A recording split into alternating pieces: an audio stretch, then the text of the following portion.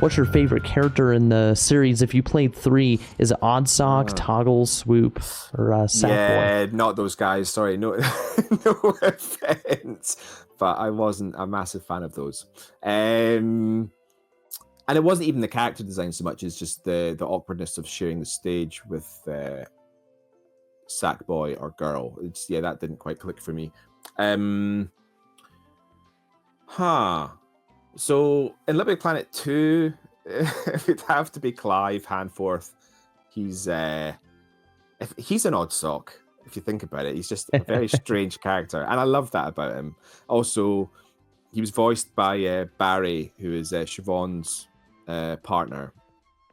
And so unlike all the other stuff which we recorded in a professional studio in London in Soho, I recorded Barry in my room in the toilet shop, I think it was. Actually, that might have been in the new office at that point. I can't actually remember.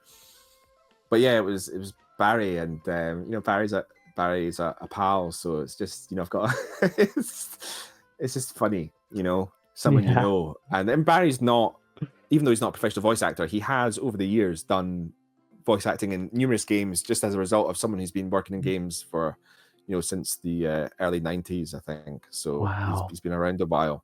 And I remember one day I was at Side UK, which is the recording studio we used, voice production place we used in London for the LittleBigPlanet games, where we recorded Stephen Fry and all that.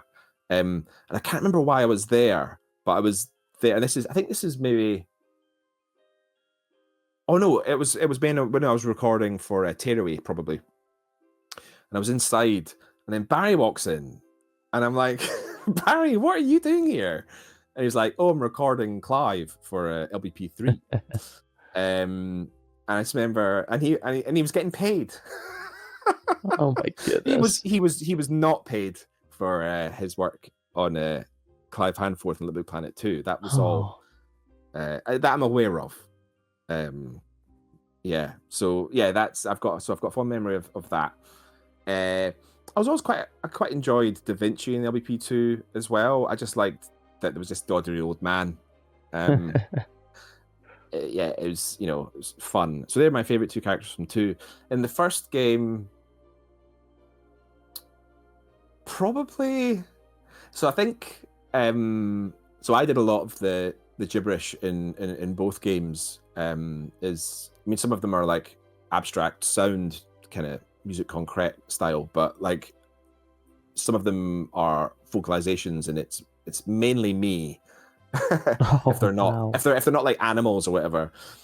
And I think some of the first ones I did were the king and the queen in the gardens, and that's where I kind of came up with some of the like gibberish techniques. And so I've got a soft spot for them because they're it was just like an early like happy creative memory of like making something for the game. And I'm tempted to give you a little demo, but I remember with the king, it's like one of my voices. It's the like, let me channel the king. It's like there's a lot of ooh, type stuff, and then wow, and laughing, lots of and like there's that, and then with the queen, I remember I was basically doing a really bad impersonation of the queen. So it's like more of that nasal sound kind of thing going on, and I can't remember what she says. Oh yeah, there's so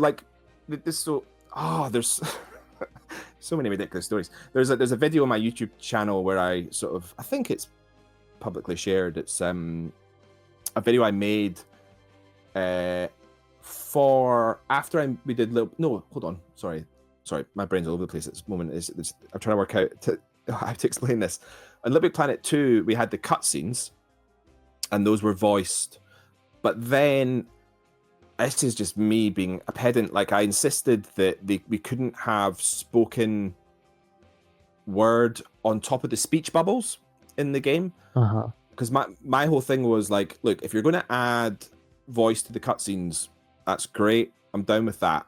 The thing that I'm not okay with is if we had voiced all the speech bubbles in Little Big Planet 1, we would have ruined the game, because every time you like die and restart, those get re-triggered, and like there's nothing worse than a game where you die and every time you respawn, you get the same bit of dialogue over and over and over. And I was like, I don't care how we solve that, but that needs to be solved. So like, you know, whatever ideas you've got, great, but if you can't solve that and you're not prepared to put time into thinking about how to make that a good player experience, then I'm going to insist that we don't have those spoken and we have them be gibberish, so that at least it will be less sort of present, and it won't be the same line of dialogue every time it re-triggers and all this. So there was like, I can't remember the conversations or what other people were making of all this, but this is my memory of things.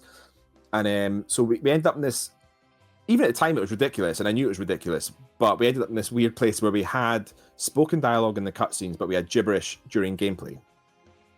And there was probably other reasons for it too. I can't remember if there was budgetary reasons or what it was, but like we agreed that this is what we were going to do.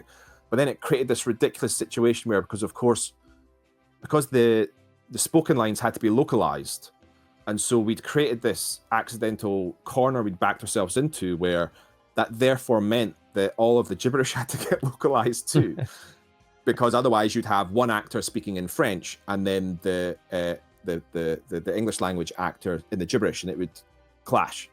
So I had to put together like a little training bible on how to do gibberish for all the localization agencies. So all the gibberish is localized in LittleBigPlanet 2, which is actually really cool, but also just ridiculous. And all of the stuff that I'd done and learned, again, a bit like, you know, how writing music for LittleBigPlanet 2 was, or interactive music for LBP2 was a bit easier because I'd been through and worked through a lot of the problems in LittleBigPlanet 1. With the gibberish, I'd like done most of it myself. So I basically had to formalize and write up a bible of how to create gibberish in the LittleBigPlanet style for all the localization agencies for LittleBigPlanet 2.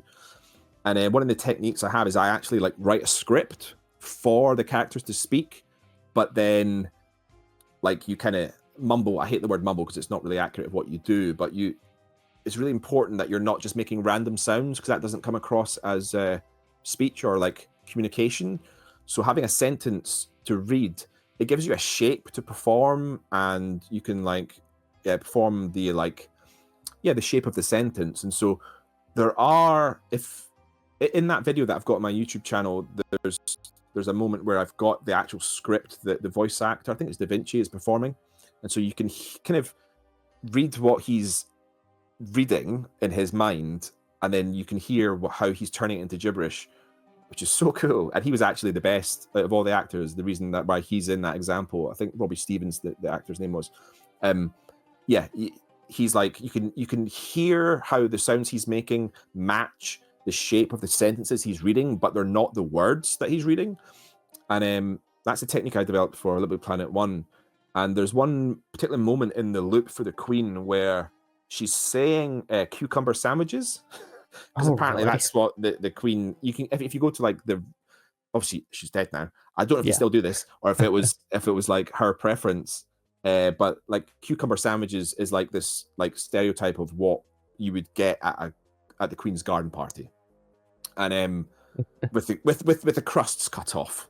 It's like very random, but like, so there's a moment where the Queen goes cucumber sandwiches or something, and if you know that it's in there, then you can kind of hear it, but otherwise it just kind of sounds like yeah. But anyway, yeah. So yeah, I've got a bit of a soft spot for the King and Queen in the gardens, even though they're a little bit annoying.